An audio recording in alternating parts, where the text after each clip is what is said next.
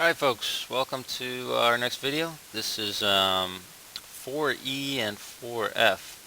So we're talking about Qin China, 4E, and then Confucianism and Taoism, 4F. So we do have a lot to get to, a lot of stuff in this particular video, so let's get to it. Okay, first things first, we see a picture of China here, and we see these different dynasties and kind of the time periods when they ruled. So we do know that China had like the Mandate of Heaven and the dynastic cycle. We're going to go into that more today. That should be review. One quick thing right off the bat. I just want to point out this right here, okay, is called the Taklamakan Desert. And I believe Mr. Nolan may have mentioned this in the last video. In fact, I know he mentioned it. Unfortunately, he mentioned the wrong name. He called it the Tasmanian Devil. So that's the Tasmanian Devil, okay? Tasmanian Devil right here. This is the Taklamakan Desert. So I think it was just a pronunciation error. Tasmanian Devil, Taklamakan Desert. So don't get those two confused. Now if you see Mr. Nolan in the hallways, or if you see him in class, just make sure to mention that this right here is the alphabet. And when you arrange these letters in different orders, different sounds come out of your mouth. So it's very key to understand that. Let's make sure he understands that, and let's get into Qin China. Alright, so here we go. The Great Wall of China. On your notes, I believe I asked you to make a map, drawing where it is. It's basically right across the top of China here, okay, basically just like that, right near the Huanghe River, okay, and then we asked you to kind of draw the Huanghe River yet again, and it should look something like that. Okay, so the Great Wall is in northern China. And it was created by this guy named Shi Huangdi. Qin Shi Huangdi. So emperor of the Qin dynasty. And his name is Shi Huangdi. He looks like a pretty angry guy, right? Very angry guy. And he is an angry guy, and we're going to talk about why. So, around 221 BCE. Okay, 221 BCE. The Qin dynasty will replace the Zhou dynasty. Okay. And Shi Huangdi is going to be the unifier. He's going to be the most important leader. He's going to be the guy that kind of unifies China under the Qin dynasty. He's going to do this aggressively, okay, militarily. By unify, we basically mean take over. Okay, and he's going to establish a brutal autocracy. Autocracy means like the government is very brutal and they kind of enforce their ways very strictly. Now he's going to destroy philosophical books. Okay, excuse my pronunciation there. Pot calling the kettle black, as they say. Now, these philosophical books are going to have different viewpoints, and they're going to be destroyed. So anyone who didn't agree with Shi Huangdi, he gets, basically removed. Okay, so if you don't agree with him, you're going to get removed. Now, this kind of idea represents the philosophy of what's called legalism. Now, this isn't in your notes, so you don't have to know this, but it's just something to know. Okay, it's a philosophy based on realism, rulers maintaining power, and kind of having political stability. So that stability is more important than maybe like kind of the rights of the individual. It's a little bit complicated, but we're not going to go too much into it. So the wall, Great Wall of China, it was built mainly to protect against invaders from the north. So China on that map has invaders coming in from the north. Remember, we have that Taklamakan Desert to the west, so there's not going to be a lot of invaders coming from that way. And we have the ocean, okay, East China, South China Sea to the east and south, so you're not going to have invaders coming that way. So invaders come from the north. Now, how was it built?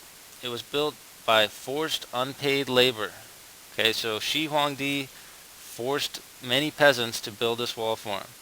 Many died during the building of this wall. It's a huge project. He didn't feed them, okay, maybe as much as he should have. He didn't give them living conditions that were maybe appropriate, and many died and were actually buried inside the wall. Okay, you can see it, not from like outer space, but you can see it from the upper layers of the atmosphere. And I think it's better to just show you, so I'm going to show you this quick video, everything you need to know about the Great Wall, just 1 or 2 minutes here.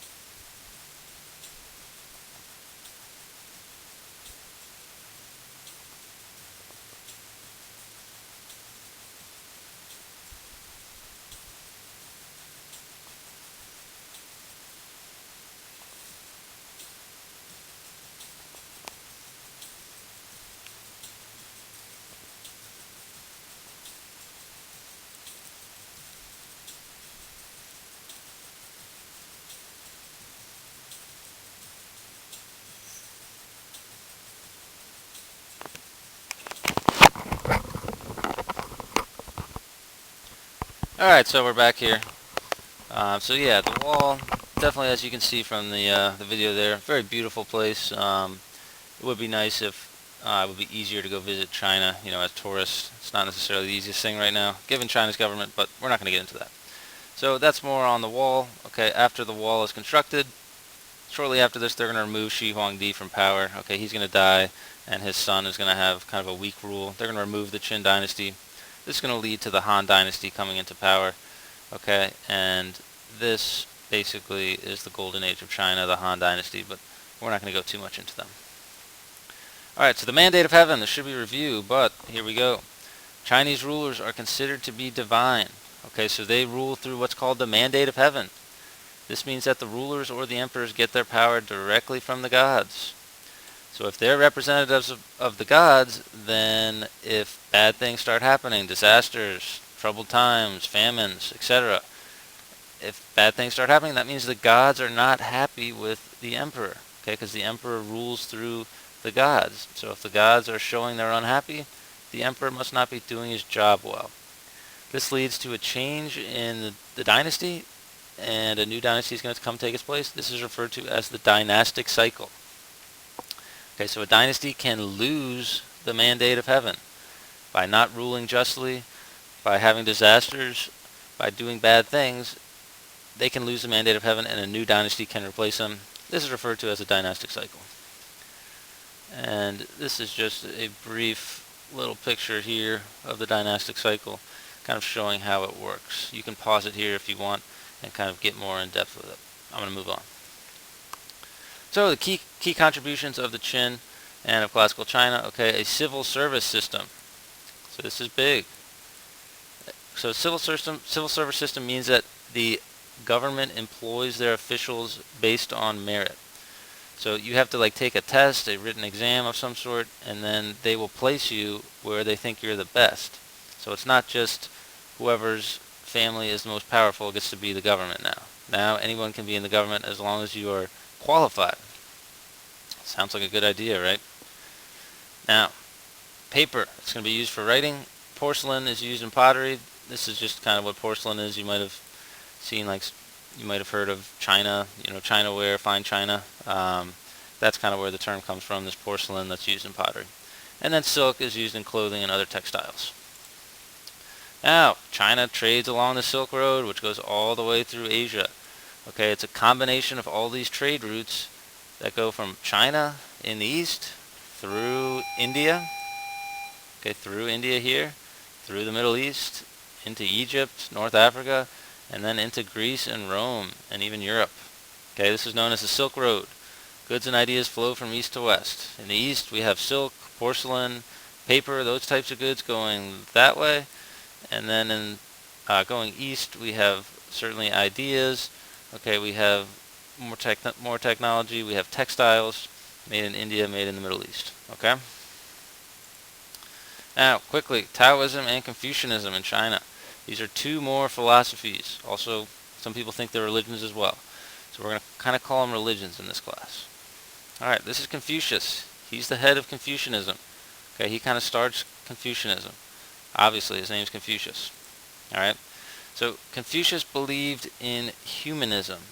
Okay, this means that humans are teachable, improvable, and perfectible. Okay, through personal and communal endeavor. There's no belief in a supernatural being with Confucianism. So Confucianism is all about, relationships. Okay, so each individual person has a relationship. You have a relationship with your father. Okay, father and son, son and son, brother and brother. Okay, mother and son. Okay, ruler and ruled. All of these relationships show that humans are teachable and improvable, and the way you act in these relationships shows how you're going to act, and it's going to show how you can become a better person that way, if you act according to the way you're supposed to. Now, the impact of Confucianism on China. Okay, humans are good, not bad. This is what the beliefs of Confucianism is. Okay, respect for your elders. Remember those relationships I talked about? Alright, father and son, one of the most important relationships. Okay, old and young, another relationship. Always respect your elders. There's a code of politeness. Okay, because every person has a role in a relationship, you have to be polite in that relationship. And then there's an emphasis on education and study, as well as ancestor worship. And this kind of relates back to this, and also back to respecting your elders. Okay, so ancestors means the older people that have like died. Maybe your great-grandparents, your great-great-grandparents, all the people that came before you that kind of paved the path to how you're going to live. Alright, moving on to Taoism. Okay, this is a guy named Lao Tzu. Okay, you might also see Lao Tzu. Alright, Lao Tzu. Now, Taoism comes about right around the same time as Confucianism, roughly. Okay, and Taoism means living in harmony with the way or the path. Okay, so the Tao that can be told is not the eternal Tao. Okay, so Taoism is kind of like a philosophy on life. Okay, live according to the way, live according to nature, live according to the path. Okay, have compassion, have moderation, and have humility. Okay, and they believe in this thing called yin and yang, I should say. Yin here, we'll cross that out. Okay, and a lot of people think that's Star Wars. Okay, this is Yoda here. A lot of people think the Force in Star Wars is very similar to Taoism. So if you think about the Force, you understand Taoism. Now, they practice humility, they seek simple life and inner peace, and they try and live in harmony with nature. So these are things I already went over. Okay, and these yin and yang represents opposites. So we have like the light side of the Force and the dark side of the Force. Good over here, evil over here. Okay, and these things are in balance with each other, and you have to find the way, the harmony between these two aspects. Okay, the key is harnessing that inner peace. Okay, so that's Taoism. Here's kind of a chart showing Buddhism, Taoism, and Confucianism. You'll also see Taoism here. Okay, it's spelled with a D. Okay, so if you see it that way, don't panic. Okay, otherwise, if you want to pause and take a look at this, great. I'm not going to go over it. But once again, thanks for watching. And Mr. Nolan has smelly feet. Standing in line to see the show tonight, and there's a light